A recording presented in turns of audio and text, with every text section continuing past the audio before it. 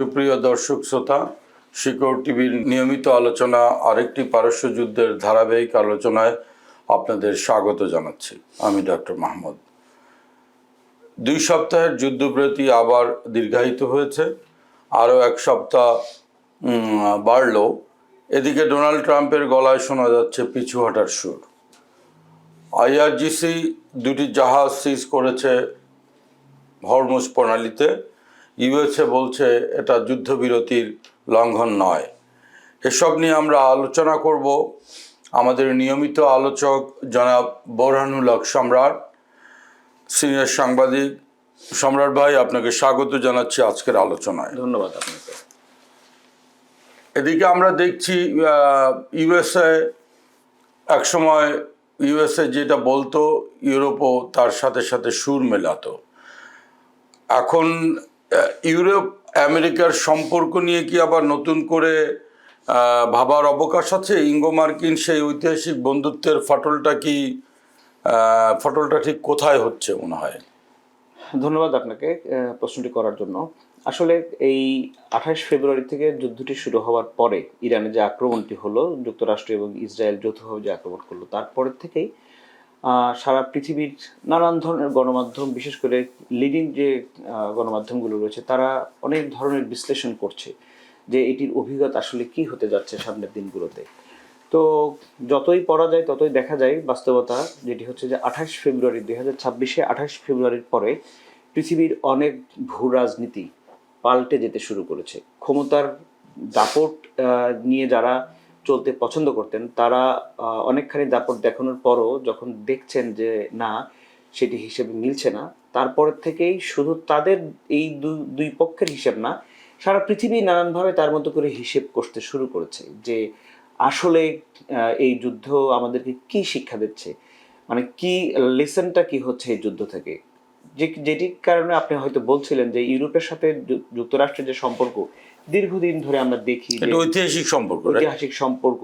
Iraq যুদ্ধের সময় আমরা দেখেছি যে ইঙ্গো মার্কিন আক্রমণ বলে ফ্রান্স, জার্মান, সবাই ফ্রান্স, ইংল্যান্ড, যুক্তরাজ্য তো অনেক বেশি যুক্তরাষ্ট্রের সাথে অনেক বেশি অ্যালাইন আমরা দেখেছি বছরের পর বছর। সেই জায়গাতে এসে এই ইরান যুদ্ধের সময় আপনি যদি দেখেন যে হরমুজ প্রণালী নিয়ে যখন কথা উঠছে বারবার করে, তখন আমরা দেখেছি যে যুক্তরাজ্যের প্রধানমন্ত্রী কি ধরনের জবাব দিয়েছেন। আমরা দেখেছি জার্মানির যে প্রধান, তিনি কি ধরনের জবাব দিয়েছেন। ইতালির প্রধানমন্ত্রীও আমরা দেখেছি ইতালির প্রধানমন্ত্রী কি ধরনের রেসপন্স করেছেন। আমরা যদি দেখি ফ্রান্স কি ধরনের রেসপন্স করেছে।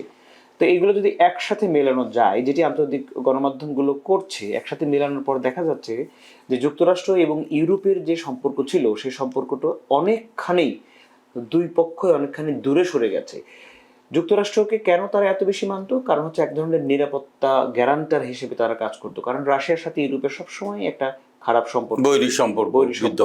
হ্যাঁ, সেই সম্পর্কর প্রেক্ষাপটে যুক্তরাষ্ট্র তাদেরকে ব্যাকআপ দিবে, সেই চিন্তা করে সবসময় ইউরোপ যুক্তরাষ্ট্রের পক্ষে কথা বলেছে। যখন যেটা বলেছে সেভাবে আমরা দেখে এসেছি। এখন যখন দেখছে যে না, এটি আসলে ইভেন আমরা মার্কিন যুক্তরাষ্ট্রের সাথে রাশিয়ার একটি আলাদা ধরনের সম্পর্কও অনেক সময় প্রকাশ্য হয়ে পড়ছে। হ্যাঁ, আবার এই ইরান যুদ্ধের পরে যুক্তরাষ্ট্রের নিজের যে বিশ্বব্যাপী যে ইমেজ, সেটি অনেক সমালোচনার ভিতরে ঢুকে গেছে। ফলে ইউরোপ আর মনে করে না যে যুক্তরাষ্ট্র তার নিরাপত্তার গ্যারান্টার। এই কারণে সে নিজে নিজে একটি কৌশলগত স্বায়ত্তশাসনের ভিতরে ঢুকে গেছে। যুক্তরাষ্ট্র সেভাবে বিশেষ করে ইউরোপ, আপনি যদি দেখেন যে 4টি দেশের কথা আমরা বললাম, ইভেন আপনি যদি স্পেনের কথা বলেন, স্পেনের ঘাঁটি ব্যবহার করতে চেয়েছিল, তারা রাজি হয়নি। এবং এই কারণে এই যুদ্ধের মাঝখানে কি হলো, স্পেন ইসরায়েলের সাথে যে প্রতিরক্ষা চুক্তি ছিল সেটি তারা বাতিল করেছে। তাহলে ইউরোপের আর কোন দেশ থাকলো? যদি আপনি স্পেনের এই পাশ থেকে পর্তুগালের থেকে শুরু করেন এবং ওই পাশে গ্রিস পর্যন্ত আপনি ইউরোপের যদি একটা বড় ইস্যুর দিকে যান, তাহলে আপনি দেখবেন ইভেন স্ক্যান্ডিনেভিয়ান কান্ট্রিগুলোর সাথেও যে সম্পর্ক, সেটি কিন্তু আর আগের মতো যুক্তরাষ্ট্রের নেই। ফলে এটি অবশ্য বলাই বাহুল্য, আপনি যে প্রশ্নটি করেছেন যে সম্পর্ক ইউরোপের সাথে যুক্তরাষ্ট্রের, সেটিতে অনেক ব্যবধান তৈরি হচ্ছে। সো ডোনাল্ড ট্রাম্পের কোন কোন সিদ্ধান্ত আমার মনে হয় যে আপনার ইউরোপকে এই ধরনের ভাবনা ভাবতে সাহায্য করছে বা বিমুখ করে তুলছে যুক্তরাষ্ট্রের প্রতি, এটার সাথে কি শুল্ক বা গ্রিনল্যান্ড ইস্যুটা কি একটু জড়িত? অবশ্যই এই যে কিছু একটা হলেই আমরা দেখেছি যে ডোনাল্ড ট্রাম্প তিনি শুল্ক বসিয়ে দেন, কখনো 20, কখনো 25, কখনো 30, কখনো 50। এই রাত পোহালেই এই শুল্কর পরিমাণ বাড়া কমাও হয়েছে, এরকম আমরা দেখেছি। এবং তিনি দেখাতে পছন্দ করেন যে কোন দেশের উপরে উনি কী ধরনের শুল্ক আরোপ করেছেন, আমরা একটা শো অফও দেখেছি। তো এই যখন হয়, ইউরোপের দেশগুলো তো একেবারে শক্তিহীন নয়, তার কিছুদিন পর পর তারা তটস্থ হয়ে থাকে তাদের অর্থনৈতিক ব্যবস্থাপনা নিয়ে যে কী হবে আসলে। তো এই যে শুল্ক, এখন পর্যন্ত 25% শুল্ক আরোপের একটি সিদ্ধান্ত রয়েছে, এরকম আমরা জানি। তো এটি একটি বড় তাদের ভিতরে একটি ঝাঁকুনি দিয়েছে। আরেকটা যদি আপনি দেখেন যে গ্রিনল্যান্ড যেভাবে ডেনমার্কের কাছ থেকে এক ধরনের জোর করে কিনে নেওয়ার, এবং উনি তো প্রকাশ্য ঘোষণা দিয়ে দিলেন যে হ্যাঁ, ডেনমার্ক আসলে আমাদের অধীনে থাকাই ভালো। উনি ওনার মতো করে যেটা বলতে পছন্দ করেন যে যুক্তরাষ্ট্রের অধীনে থাকাই ভালো। উনি মাঝে মাঝে তো কানাডার ব্যাপারেও বলেন যে আমরা 51তম রাষ্ট্র বা অঙ্গরাজ্য বানাবে আর কি। এবং আমরা দেখেছি যে কানাডার তরফ থেকে প্রধানমন্ত্রী মার্ক কার্নি কিভাবে তার জোরালো জবাব দিয়েছেন, এবং সেই বিষয়টি কিন্তু থেমে গেছে। এখন আর এটা বলছে না। এবং আমি আপনাকে এই প্রশ্নের উত্তরে বলতে চাই যে গ্রিনল্যান্ড নিয়েও যুক্তরাষ্ট্রর যে অভিলাষ ছিল সেটি শুধু ইউরোপ ঠেকিয়েছে তা না, কানাডাও কিন্তু এখানে একটি কড়া অবস্থান নিয়েছে, যার কারণে কিন্তু এই সম্পর্কগুলো এভাবে নষ্ট হয়েছে।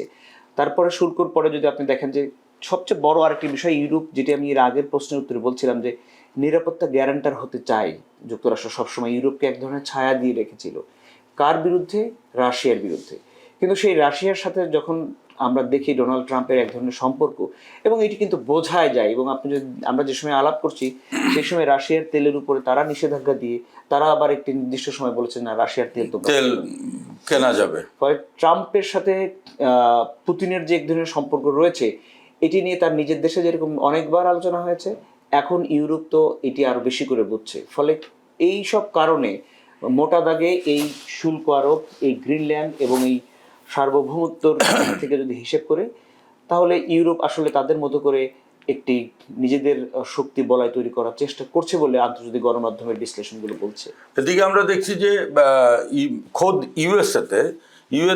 ইউএসের জনগণ কিন্তু বেশ ক্ষুব্ধ এবং মধ্যপ্রাচ্যে এই বর্তমান যে ইরান যুদ্ধকে কেন্দ্র করে আরব দেশগুলোর সাথে যুক্তরাষ্ট্রের সম্পর্কের যেই ওঠানামা, এটা নিয়ে তো তাদের দেশের মধ্যেও এক ধরনের চলছে। লক্ষ লক্ষ মানুষ, মার্কিন যুক্তরাষ্ট্রের লক্ষ লক্ষ সাধারণ মানুষ রাস্তায় নেমেছে, দিনের পর দিন থেকেছে, তারা বলেছে এই ধরনের যুদ্ধ তারা চায় না। আমেরিকার সাধারণ মানুষ, অধিকাংশ সাধারণ মানুষ, যেভাবে ইরান যুদ্ধটি পরিচালিত হচ্ছে, যেভাবে যে সম্পর্কগুলো নষ্ট হয়ে যাচ্ছে ইউরোপের সাথে, মধ্যপ্রাচ্যের সাথে, এটি আমেরিকার কোনো মানুষ চায় না। খুব কম মানুষ এটি চায়। যেটি ডোনাল্ড ট্রাম্প নিজে বলেছিলেন যে মেক আমেরিকা গ্রেট এগেইন। তো গ্রেটের লক্ষণ কি এইটা যে সবার সাথে সম্পর্ক শেষ হয়ে যাবে, সবার সাথে একটা হৃদ্যতার বদলে এক ধরনের বিরোধপূর্ণ সম্পর্ক তৈরি হবে? আমেরিকার মানুষ এটি কোনোভাবে চায় বলে আমি অন্তত মনে করি না। এখন ন্যাটো নিয়ে তো আমরা অনেক কিছু শুনেছি, ন্যাটোর সদস্য সংখ্যা দিন দিন বাড়ছিল, কিন্তু এটা তো এখন ন্যাটোর তো কোনো কিছু শোনা যায় না। এটাকে মনে হয় যে জাস্ট একটা ব্র্যান্ড ওর একটা নেম, এটা নাম কোয়াস্তে একটা আছে আর কি। এইটা ন্যাটো এবং মধ্যপ্রাচ্য এই দুটি বিষয় ইরান যুদ্ধর সময় এসে অনেক বেশি খেই হারিয়ে ফেলেছে বলে আমি মনে করি, অনেক বেশি পথ হারিয়ে ফেলেছে বলে আমার মনে হয়। কারণ ন্যাটো নিয়ে ডোনাল্ড ট্রাম্প নিজে যেভাবে তাচ্ছিল্য স্বরে কথা বলেছেন, তারপরে ন্যাটোর যারা আছেন তারা নিজেরা আর অনেক বেশি আগ্রহ হারিয়ে ফেলছে। কিছুদিন পর পরে উনি ন্যাটো নিয়ে নানান ধরনের কথা বলে যে ন্যাটোকে উনি পুরো টাকাটা উনি দেয়, ন্যাটো চলে, কিন্তু সেই ন্যাটো তার পাশে এসে দাঁড়ায় না। যদিও ইউরোপের পক্ষ থেকে বলা হয়েছে যে এই যুদ্ধ আমেরিকা নিজে শুরু করেছে তাদের সাথে কোনো আলাপ করা ছাড়া।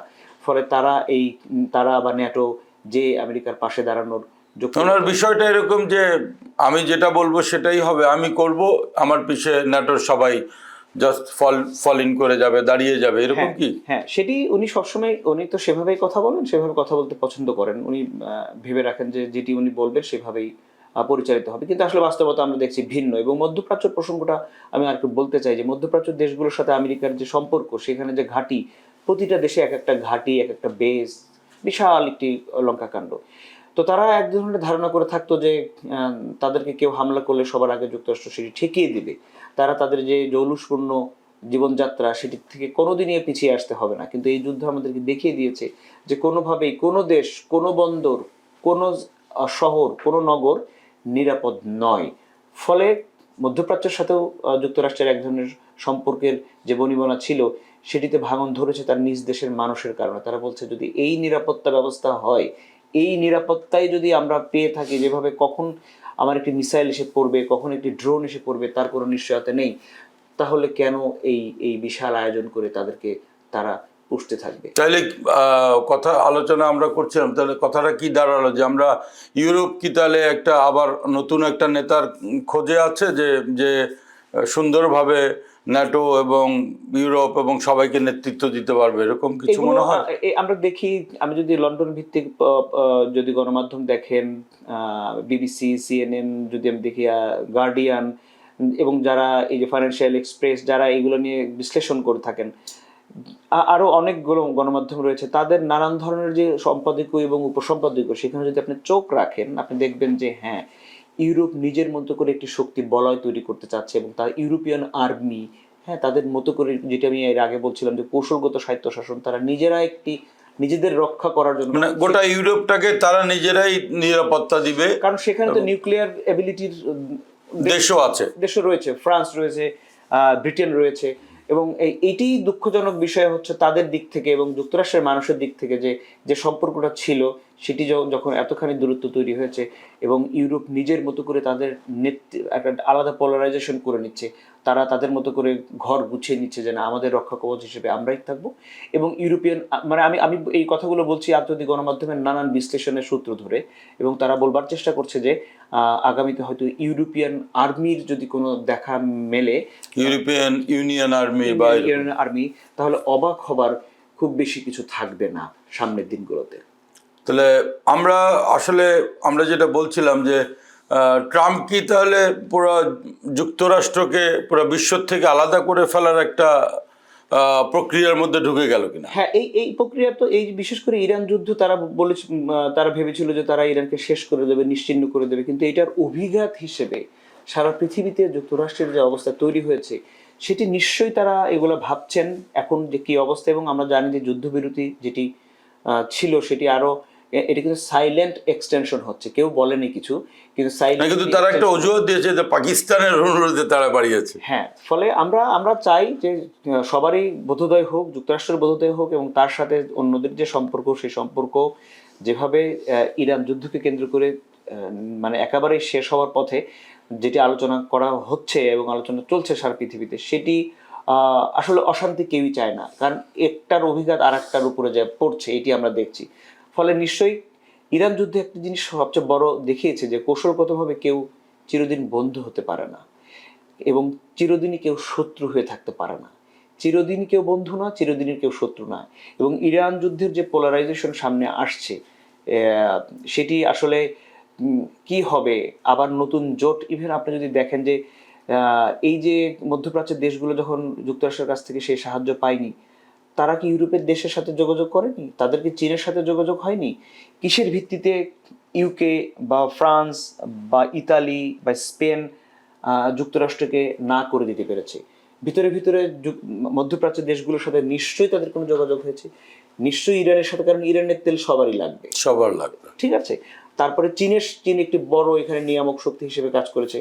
ফলে এভাবেই যুক্তরাষ্ট্র তার যে দীর্ঘদিনের যে মর্যাদার যে জায়গা, সেই জায়গাটি ইরান যুদ্ধের কারণে অনেকখানি ক্ষয়িষ্ণু হয়ে গেল কিনা, সেটির উত্তর সম্ভবত মার্কিন যুক্তরাষ্ট্রের প্রেসিডেন্ট ডোনাল্ড ট্রাম্পকে দিতে হবে, কারণ এর দায়িত্ব যুক্তরাষ্ট্রের সাধারণ মানুষের নয়।